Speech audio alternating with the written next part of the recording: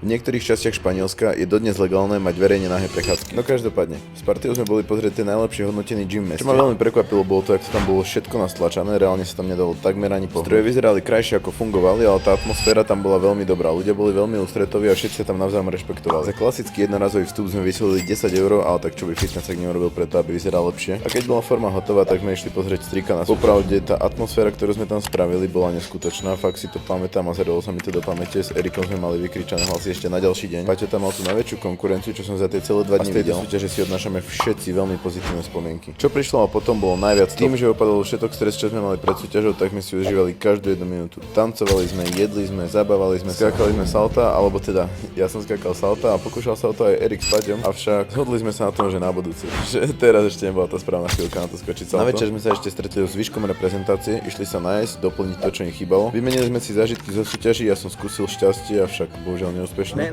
Lezo dal jedno veľmi objektívne a hlboké zhodnotenie tohto celého. Trošku sme sa vyspali a hneď ráno už sme leteli. Celý tento trip som si neskutočne užil. Bolo to hlavne aj preto, že som tam bol s ľuďmi, ktorých vnímam ako rodinu. Ceny tam boli veľmi podobné, ale čo som si všimol najviac bolo porovnanie tej bratislavskej a španielskej mentality. A tým, jak sa mi tam páčil, si jednoznačne myslím, že som tam nebol naposledy.